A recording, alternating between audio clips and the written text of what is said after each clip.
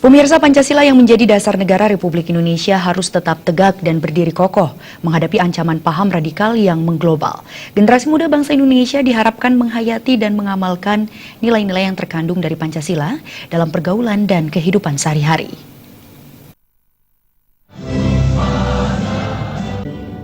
Kepala Unit Kerja Presiden Pembinaan Ideologi Pancasila (UKP PIP), Majen TNI Purnawirawan Wisnu Bawatanaya mengatakan, langkah yang diambil dalam menghadapi pengaruh global radikalisme adalah mengajak generasi muda mempelajari, memahami, dan memperdalam nilai-nilai Pancasila secara utuh dan paralel dalam 5 sila dari Pancasila sebagai dasar negara.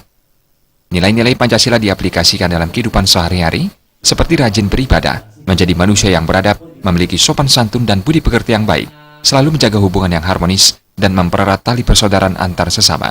Dengan demikian, paham radikalisme tidak bisa masuk dan memecah belah NKRI.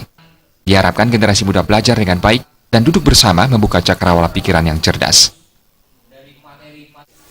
Lakukan hari ini kita komunikasi dengan adik-adik kita dari HMI, dengan semua mahasiswa pemuda Nusa Tenggara ini, ya, sehingga satu dengan lain bisa saling asuh, sehingga tidak saling mencurigai, tetapi saling membangun, saling memperkuat. Karena kuncinya adalah bersatu, ya, musyawarah, mufakat, kesejahteraan, keadilan. Nah, maka bagaimana kita duduk bersama, ya, membuka cakrawala niki, agar pikiran, kecerdasannya, ya, cerdas, cerdik, cendekia. Ini yang kita dorong.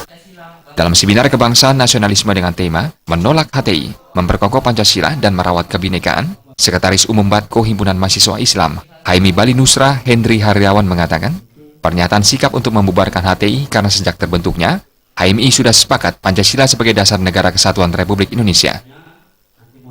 Pernyataan sikap membubarkan HTI itu sebenarnya konsekuensi dari apa yang menjadi tujuan dari HMI itu sendiri.